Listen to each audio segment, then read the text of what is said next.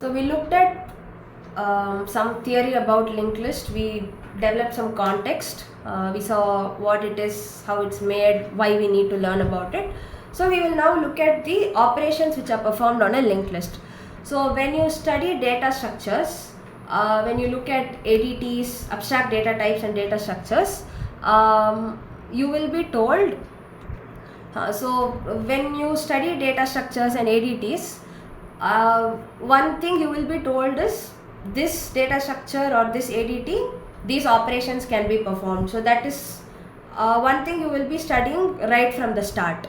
So I will not go into the technicalities of what that means. We will leave that to your data structures course. But the thing is, with even if you take an array, what are the basic operations you perform? You can insert, you can delete, you can traverse through the elements and display them, right? So those are the basic things we do with an array. And because structurally a linked list is similar to an array, those are the same operations we will be performing on a linked list as well: insertion, deletion and display. Within that, of course, there are subcategories: insertion at the beginning at some index at the end, deletion at the beginning at some index at the end, display from first to last or vice versa. So these are the basic operations which can be performed on any linear data structure like an array, singly linked list, doubly linked list, any of those. So with an array it becomes very easy because, like I said, we have indices, the memory is contiguous. But in a linked list, because every node is located at a different place in the memory, it becomes a little difficult. Not difficult, it's a little involved sort of. So you need to have some logic and all that. So in the upcoming segments, we are going to be looking at the logic behind performing these operations in a singly linked list.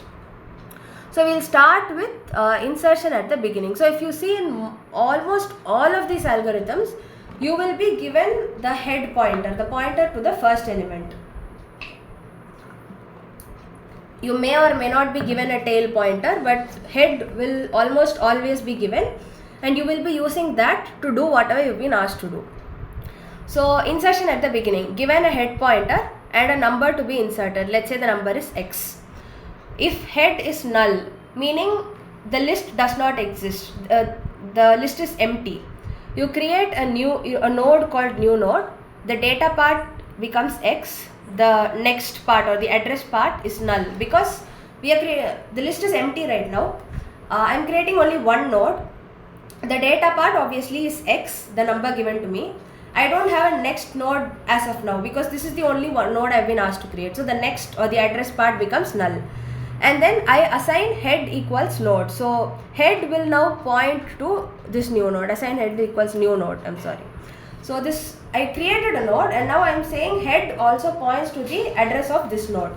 So that the next time I want to add another node or I want to do anything with this list, head points to the first node of this list.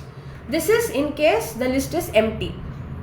If head is not null, meaning the list has elements, I will still create a new node. The data part becomes the data part becomes x, the number I want to insert, and the next becomes head, and then assign head equals node. So let me explain this with the diagram. So let's say this is my first node currently, the list has some elements already. Now I want to create a node and insert it at the beginning.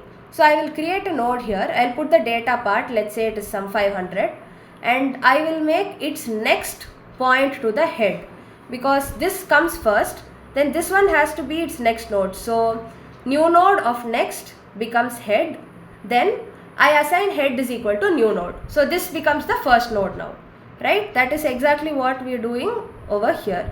So next is equal to head. We are creating a new node, making the current head its second node. So new node points to the current head. So new node is now the first and head is the second. Then we assign head equals node. So setting the current node or the new node as the head, since we need a pointer to the first node. So to quickly summarize insertion at the beginning, we are given the head pointer and the number to be inserted, say x. You check if the head pointer is null, meaning the list is empty. So you create a new node, the data part becomes your number x, the next or address part becomes null, and then you make head point to the new node saying this is the first node of my linked list. Else, if head is not null, meaning if my list already has elements, I will again create a new node. The data part becomes x, my number. The next becomes the current first node of my list, and then I will make head point to this newly created node.